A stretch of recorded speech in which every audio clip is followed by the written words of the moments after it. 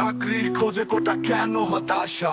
প্রতিবন্ধী আর পথ শিশুরা পাবে তাদের অধিকার, বাকি সব কোটা থাকবে না বহাল। কোটা চাই শুধু প্রতিবন্ধী আর পথ শিশুর, বাকি সব কোটা হোক বাতিল এখন।